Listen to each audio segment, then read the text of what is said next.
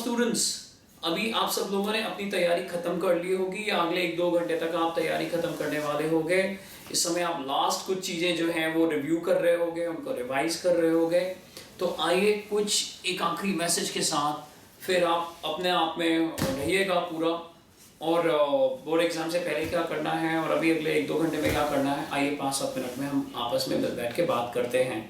सबसे पहले तो अभी 1-2 घंटे के बाद मान लो अगर ये वीडियो हम 9 o'clock पे पोस्ट कर रहे हैं तो 11-11:30 के बाद अपने आप को ज़्यादा थकाने की ज़रूरत नहीं है। There is no need to go into the fatigue, क्योंकि आपको जो मैथ्स का पेपर है उसके लिए आपके ब्रेन को बहुत ज़्यादा एयर चाहिए। This video is not for only those who are taking up the paper for maths. जिनका भी पेपर है उनको यही एक स्ट्रैटेजी बनानी होगी। जो बात भी हम अभी आगे बोलने जा रहे हैं आप उसको भी फॉलो कर सकते हो, इट्स जनरल। तो वो एयर तभी होएगी जब आप प्रॉपर नींद लोगे, ताकि आपको एक पूरा रिपेयर मिल जाए, आप बहुत फ्रेश उठो। दूसरा, जितना हो सके काम रहना। कोई व्हाट्सएप पे क्वेश्चन आ जाता है, यार ये करके देखा मुझसे नहीं हो रहा, और आप देखो कि आपका दोस्त जो है वो तो बहुत इंटेलिजेंट है और उससे नहीं हो रहा तो आपसे भी नहीं होगा। तो ये थॉट्स जो हैं या ओवर कॉन्फिडेंस के थॉट्स, इनको आपको छोड़ देना है। बिल्कुल एकदम कूल हो जाओ कि हाँ बस एक नॉर्मल एक पर्सन हूँ और जिसको पेपर देने जाना है। पेपर देते समय और अभी भी फ्यूचर के बारे में ज़्यादा टेंशन मत लेना। कुछ लोग पेपर दे रहे होते हैं लेकिन वो सोचते हैं रिजल्ट का क्या होगा, मेरी इंजीनियरिंग का क्या होगा, मेरे रिवॉर्ड्स का क्या होगा। इतने आगे तक भागने की ज़रूरत नहीं है। हम लोग, आपने तो सुना भी होगा शायद कि believe in karmas, and this is a real time to prove yourself that believe in karmas. कि जितना हो सके काम रहने की कोशिश करो। मामा डैडी अगर आपको बहुत अच्छा लगते हैं, ब्रदर सिस्टर बहुत अच्छे लगते हैं, तो आप उनके आसपास ही बैठो, उनको हक करो।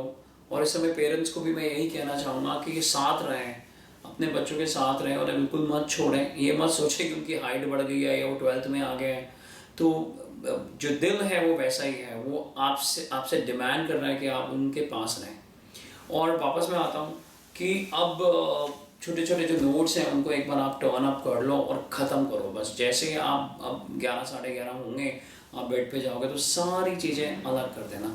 सुबह जब फ्रेश उठोगे, उठते ही पहला थॉट ये नहीं होना चाहिए कि यार 7th क्वेश्चन का जो सेकंड पार्ट है वो मुझे करना है। जो हो गया हो गया। बोर्ड एग्जाम में भी जब आप पहुँच रहे हो तो उस समय भी फॉर्मूलेज वगैरह रिवाइज करने की ज़रूरत नहीं है, क्योंकि फिर आपने पूरे साल क्या करा। आप देखोगे आपके दोस्त लोग रिवाइज कर रहे हैं तो आपका भी मन करेगा, बट ये कोई ज़रूरी नहीं है। यही एक बहुत बेटर चीज़ होगी जब आप अपने आप को प्रूव कर सकते हो कि मैं दूसरों के इन्फ्लुएंस में नहीं आ रहा। आप वहाँ जाओ, ज़्यादा इन्वॉल्व होने की ज़रूरत नहीं है। ज़्यादा कुछ लोग क्या है कि एग्ज़ाम से पहले इतना ज़्यादा दोस्तों के साथ बात करते हैं और ज़ोर ज़ोर से बात करते हैं कि अपने आप को वैसे ही एग्जॉस्ट कर लेते हैं।